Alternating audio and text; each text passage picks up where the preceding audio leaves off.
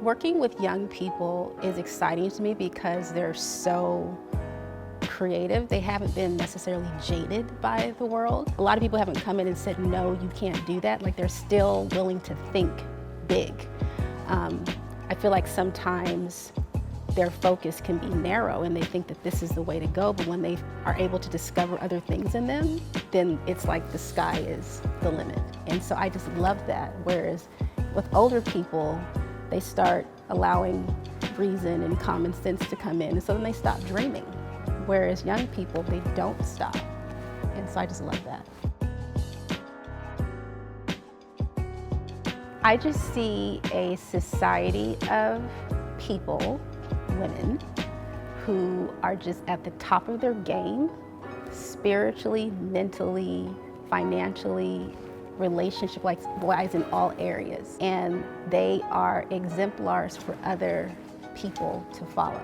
Like, imagine if the world was filled with exemplars. I feel like our world glorifies mediocrity or having to sell your soul, if you will, to make it to the top. And I'm saying, what if there was an ultra universe where everybody was just on point?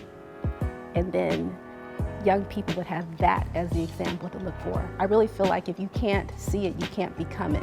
But if our young people saw more and more examples, positive examples who were celebrated, hence Supermodel, who were celebrated, that would inspire them as well to become that.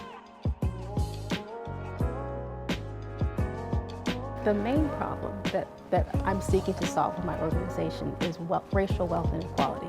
So my organization as a whole, it is mentorship focused, and there's other programs that I want to develop. But for these purposes, I'm really aimed at resolving, helping to put a dent in racial wealth inequality, because it very much impacts my generation as well as my people in a very bad way. I really want to, I feel like the color of poverty is black and brown.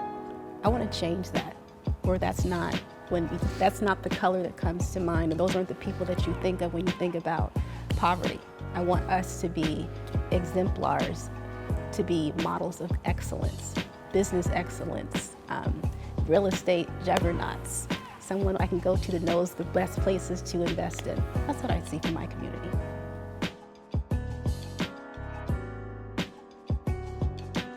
I'm a believer, so a person who definitely believes in God, has a relationship with Him, is a balanced individual, and I'm still seeking balance, like good work, home life balance, is always developing themselves, is always encouraging other people, looks at the glass as half full versus half empty, is an influencer, is well connected, and exceptionally wise.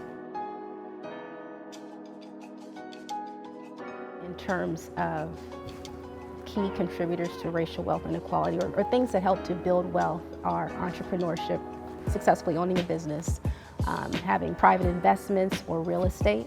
All of those things boost your level of wealth. And in my community, there's not a lot of private business ownership. A lot of our people do not have access to other private investments, and a lot of our people do not own real estate. And I think that these are reasons that have caused our people to continue to be at the lower rungs of society, because of those three key things. And yes, there are a multiplicity of factors that have contributed to why our people are that way, or in that situation. But I know that, again, owning businesses, owning property, and having private business investments can help to resolve those issues. So I decided that with my organization, I want to focus specifically on the business piece and developing those competencies in young people.